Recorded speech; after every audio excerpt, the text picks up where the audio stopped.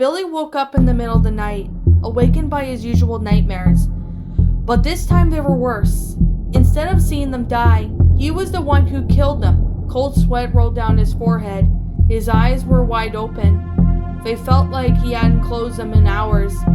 The nightmare played in his head all over again and again, like someone just pressed the rewind button and played it again from the beginning. Billy's hands felt frozen like pitchforks, shaking, trying to get a grip onto something. His eyes just stared blankly at the blankets covering his legs. When the nightmare slowly faded in his mind, he raised his head slowly and right in front of his bed saw a big yellow T-Rex wearing what seemed to be a pretty big but tight hat for his sombrero.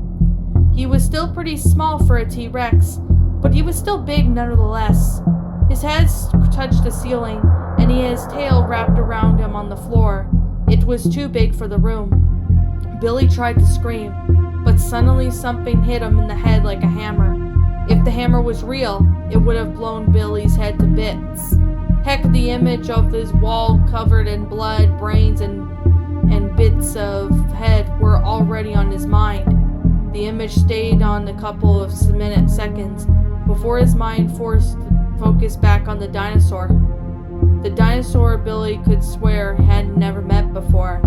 The dinosaur leaned forward. Billy could now feel the dinosaur's warm breath on his face. Billy could now make up more details from the sombrero. It was made with a light brown felt.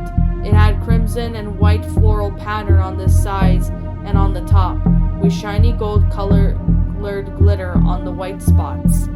The dinosaur stared at Billy for almost a full minute.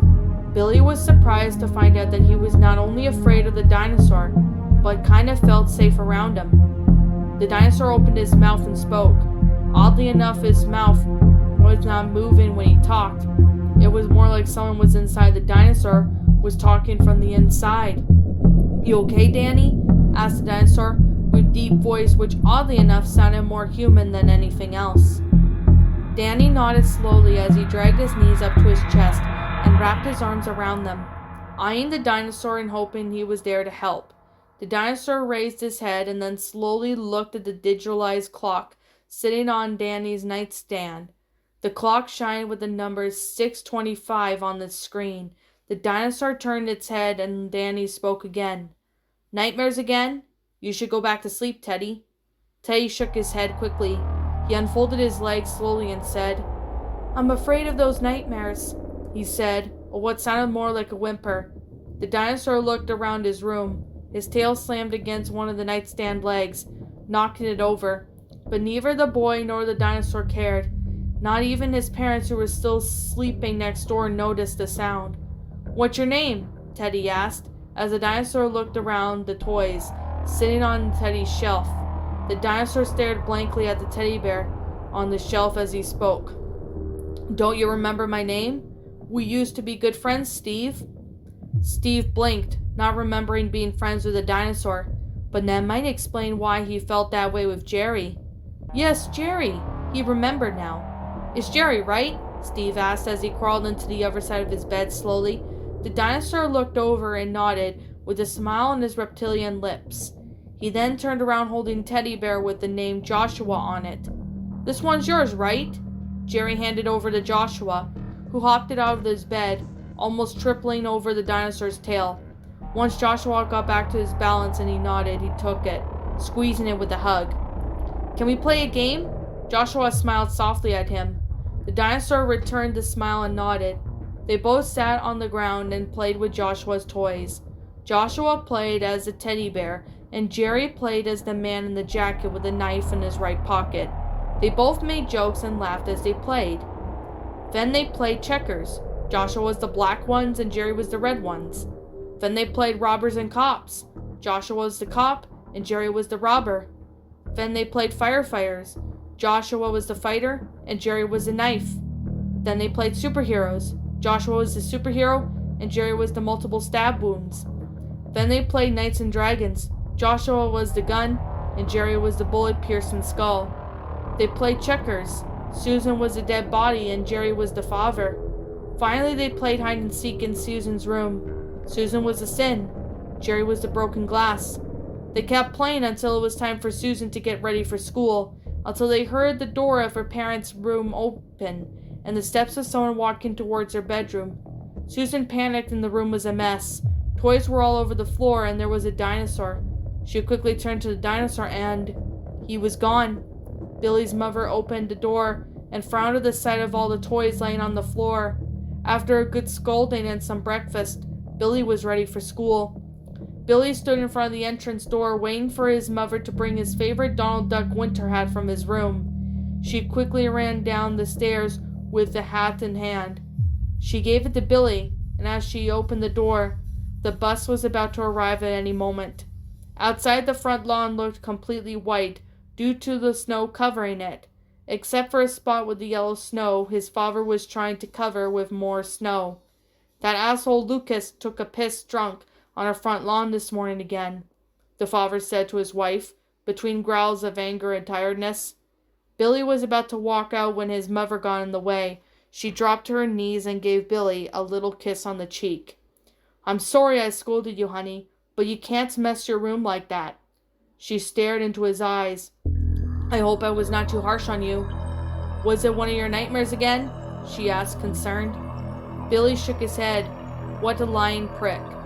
Meanwhile, the father had an idea of following that asshole of Lucas next time he took a piss and slammed his head with a shovel over and over until his brains scattered all over the white snow, like painting a blank canvas.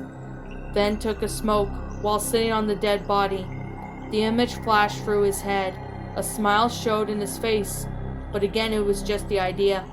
Billy had gone on the bus and the day unfolded like any other day. The bus drove down the lane.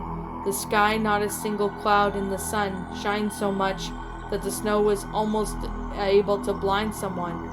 The bus stopped right in front of Billy's house. He hopped off the bus carefully, not to miss a step and fall, and then made his way over to the house.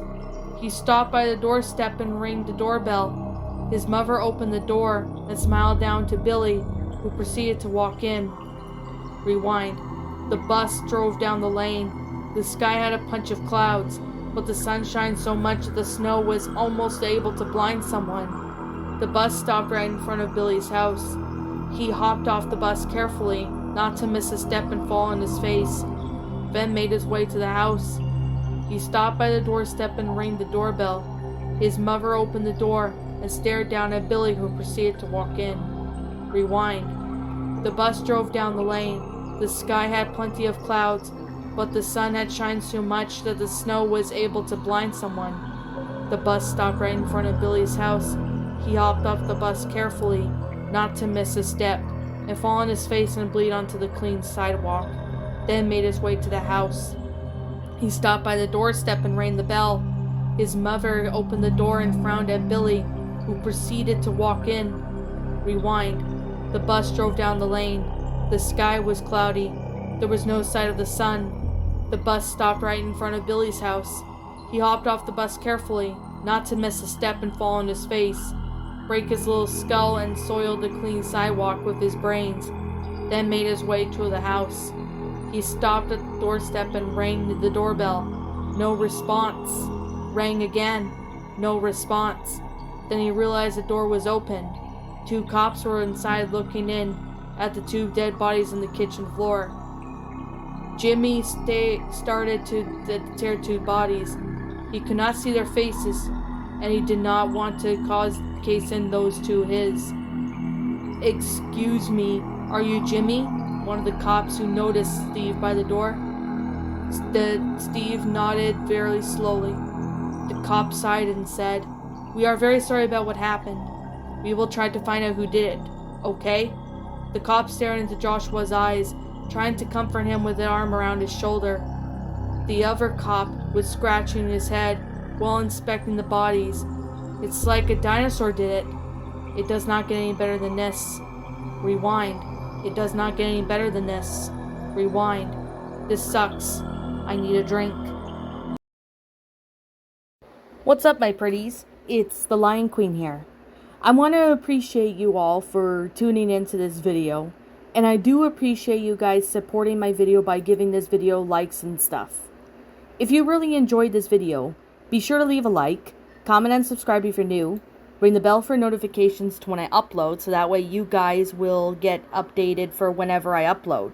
If you want to follow me on Twitter or DeviantArt, feel free to leave a follow on those if you are interested in following me on those socials. If you want to support my backup channel, known as Ms. Dark Shigo, feel free to subscribe to it, as a link to that will also be in the About page section. And with that being said, and that being the case, thank you so much for watching, my pretties, and as always, stay pretty.